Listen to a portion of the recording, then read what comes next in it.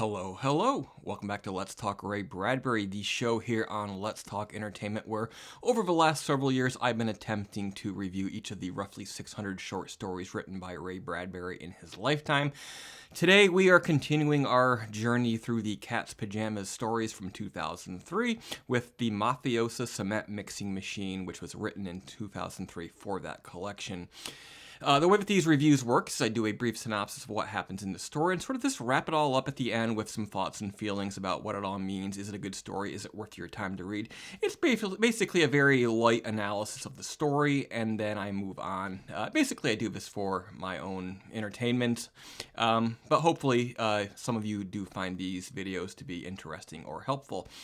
Alright, so a man calling himself Birnam Wood, being a reference to the Shakespeare play for some reason, Macbeth, he invites the narrator into his garage where he has built a time machine out of a cement mixer.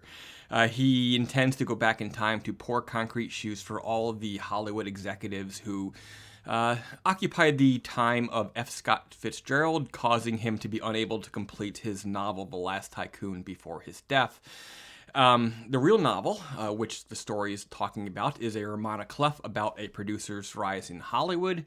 Birnam Wood, he gets into the time machine, he turns it on, and he disappears.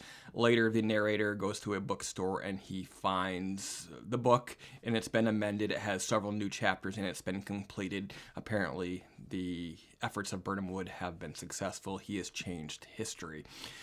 So, in this very short story, Bradbury writes a fictional story about a fictional novel based on real-life happenings and people in Hollywood in the 30s.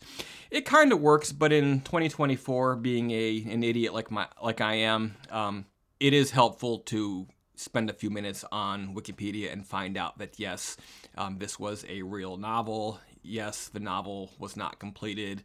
Yes, it was based on various Hollywood figures. And so it is necessary, I think, for most of us to do a little bit of research. I think we all know who F. Scott Fitzgerald is, but we may not be as familiar with his work and his time in Hollywood. I think that this is very much not autobiographical to Bradbury, but it is very much based on his experiences because he spent much of his life in LA living. He wrote numerous times for Hollywood, and so he was familiar with a lot of these figures, which he's written about numerous times in this collection, about Hollywood and Hollywood tycoons and sort of the various unsavory aspects of their existence, and how when an author might get tied up with the glitz and glamour of Hollywood, it may cause him to spend less time writing, which was the case with F. Scott Fitzgerald, according to Bradbury here. But, with Bradbury's experience, I think it does make the story feel a little bit more genuine. However, even with the frenetic pace and the copious amounts of sarcasm, it also doesn't quite work as good as I think he had probably hoped. But it does have, despite being written in 2003, it does feel like a much older story written from some semblance of experience and some sort of knowledge of the situation. So, it's not great, not his best works, but it does have its charms. If you're going to skip a story in this collection, I would skip this one.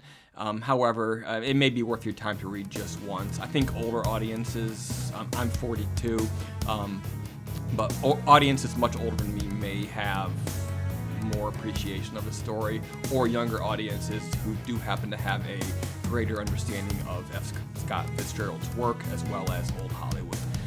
But there you have it, the Mafioso cement mixing machine, a machine that allows the operator to go back in time, pour concrete shoes for people who stood in the way of his favorite author finishing a great book. Next time, we'll be looking at The Ghost, which was written between 1950 and 1952, but was stashed away in Bradbury's files and not finally published for this collection, The Cat's Pajamas, in 2004. And this leaves just 8 more stories left in this collection before we wrap it up and move on to We'll Always Have Paris, which is this volume right here underneath. So thank you, and I'll see you again next weekend.